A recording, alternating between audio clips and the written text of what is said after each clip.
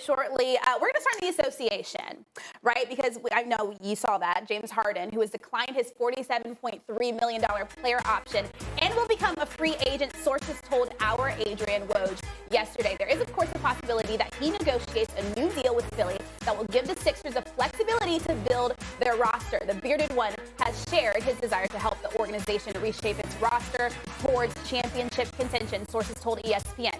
Now, he got to Philly in February, but it didn't change much for Philly this past season in the playoffs as the 76ers lost in the second round for the fourth time in 5 years. So here's a look at the Sixers' odds to win the East next NBA season. The Sixers are tied for fourth shortest odds behind the defending Eastern Conference champs, the Celtics, the Bucks, and the Nets. The Sixers haven't made the NBA Finals since the AI days. That was in 2001. So the Sixers finished fourth in the East at the end of last regular season behind the Heat, Celtics, and the Bucks. I'm going to start with you, Chris Russo. Do you think that they are contenders to win the East this upcoming NBA season? I don't see why they wouldn't be. First off, that Heat number is way low. Riley's going to put that on the bulletin board all over the place. Plus 650. And they were a 3 away from getting to the NBA Final. Why not? I mean, they were 2-2 with Miami in a second-round playoff series. It's not like there's a dominant Eastern team anyway. The Celtics barely beat the Heat. You have to assume. Now, here's the question, and Brian will handle this. Is Harden going to come back raring to go? I mean, he's not that old. I mean, is he going to play basketball all summer? Is he going to take what he did last year in the playoffs as sort of motivation? I got to be better than this. And Embiid throws him under the bus. He's not the Harden he was 3 or 4 years ago. If it was me and I was that kind of athlete, that would motivate me. And so I will say, and I'm not a big Harden fan, but I will say that will motivate him. And if he can come back and play better than he did last year, and he had Miami at 2-2, and Miami almost got to the final, why can't they be a possible NBA finalist? I wouldn't make them the favorite, but it's not like they're the Cleveland Cavaliers and we're trying to put them in the NBA finals. So I would say there's a possibility that could happen.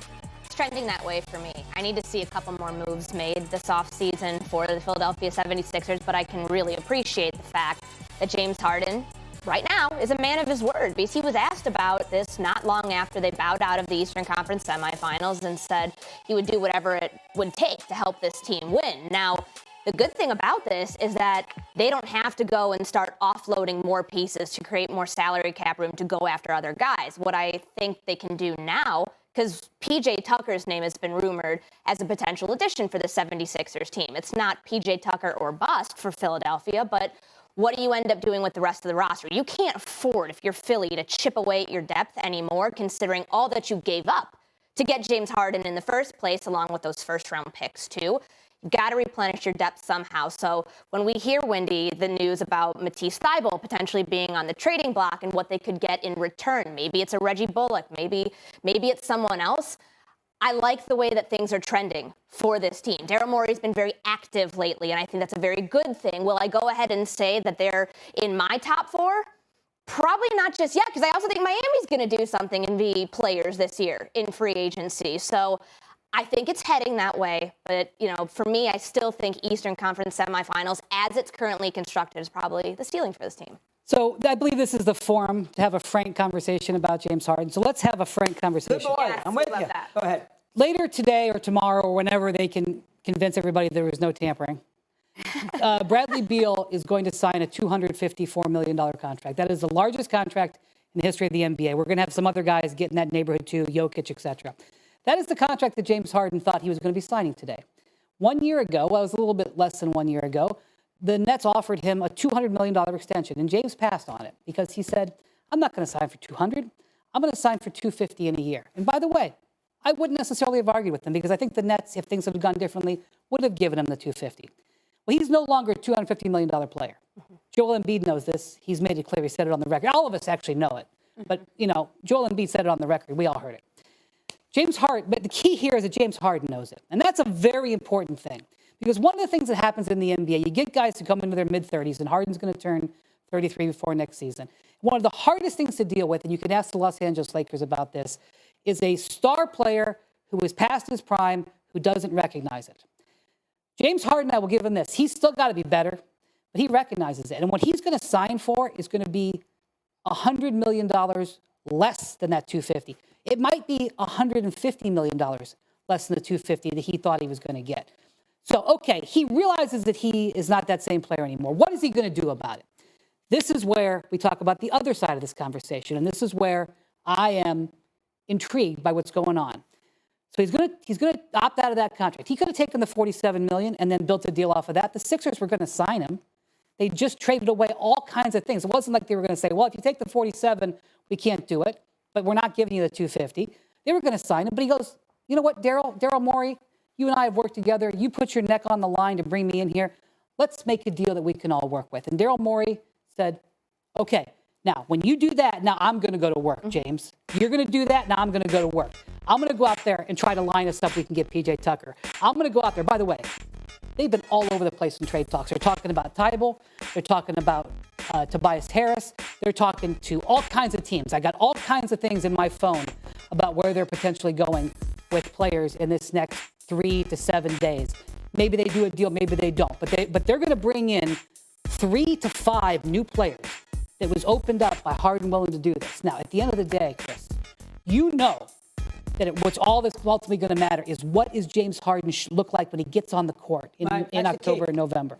So that's ultimately going to define how this works out. But at least I see James Harden making the changes and coming to terms with this situation that can help the 76ers move on to the next phase here. And I believe it does open the possibility that they could win the Eastern Conference because I know Daryl Morey can build a great team. And I voted for Joel Embiid for MVP last year. And I don't regret the vote. And I think he'll be a strong MVP candidate next year, too. Well, 3 things. And first off, can we take Morey out of the Hall of Fame? I mean, he's a little bit like Billy Bean out in Oakland. You know, they get all this accolades, and there's no hardware. You know, Brian Sabian won 3 championships with the Giants, and all you hear about is Brad Pitt playing Moneyball and playing Buddy Bean. That's number one. Morey, he's never even been in an NBA final. That's true. So everybody puts him on this high level. You got to be careful. It's about winning championships, or at least competing for one. He hasn't done that yet. Number 2, and we got to be fair on this too with Harden. He shouldn't be worried about money. Harden should worry about, my earpiece fell out so they can't talk to me, which is better.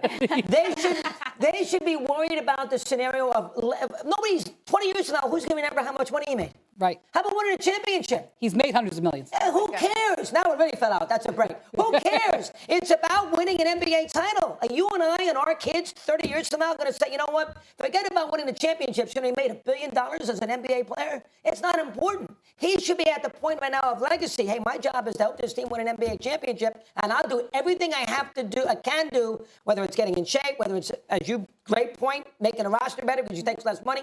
That's what his main goal should be. And too many athletes don't look at it that way. They look, okay, let me get mine, and then let them worry about what they can put up with. LeBron, was he want $97 million or whatever? He's eligible for that? How about LeBron take less? And the Lakers can add components to the team because at the end of the day, it's about winning championships. That's all it's about in legacy. And Harden should not even worry about the money. Not worry about it. And Morey's got to go out there and see if he can get a team into the NBA. And it feels like, I mean, at least right now, the self-awareness to know what this roster needs and what his role has to be in taking less money and leaving money on the table. So you are not having to get rid of a Tobias Harris in order to facilitate some of the moves that they have to make under the salary cap. So you're not changing what you have to do with your depth and chipping away at it even further. Like, think about what that roster looked like after the Simmons and Harden trade went through. They lost a lot of key pieces that all went to Brooklyn. So Seth Curry, Andre Drummond, they don't have to make that happen anymore. They lost those future first-round picks, which, of course, you're going to do in a trade for James Harden. I get that. But now it's not like they have to continue to work with one hand behind their back, so to speak, here in free agency and having to limit their roster even further. You brought up LeBron and the amount of money that is on the table for him, potentially what he's going to take with the Los Angeles Lakers. Where do you think that affects them the most in what they're able to do around him? This at least for James Harden, the self-awareness, I think that goes a long way with the Philly fan base. Like, a place that wants a championship. These are the type of moves that you get from a player where it says, okay, I'm committed to the bigger picture here. I'm not just all in on trying to get the max deal for myself. Right. And I realize I saw the way that I shot. I've watched the tape of how I shot. I watched all of the memes, everything on social media of how people were critiquing how I looked and how I performed on the court. My body's got to get back in shape. I got to get better on the court. 100%. He's doing all of those things, and it's adding up, and his money talks at the end of the day. And that's the type of move that he made by declining that. Look what Brady did. He took less money every year with the Patriots. He could have taken what Manning got. He took less money and gave Belichick more maneuverability to fill that roster up. When you're in a salary cap, the idea is to win. I mean, who cares if you make $400 million? I mean, everybody would like to have it, but who cares? And as you said, if in fact this is what the deal is, maybe he realizes, who knows? But let's give him the benefit of the doubt and think he's taking declining option. He's declining option so, in fact, the Sixers have a chance to make the team better. And that's a plus. I do have a question for you, though, because James Harden historically does not play well in the playoffs. Oh, definitely Let's not. say he wins a championship, but still plays that bad. Does that help his legacy? Yeah, absolutely. Yep. Got a title. Winning a championship means never saying you're sorry. Okay.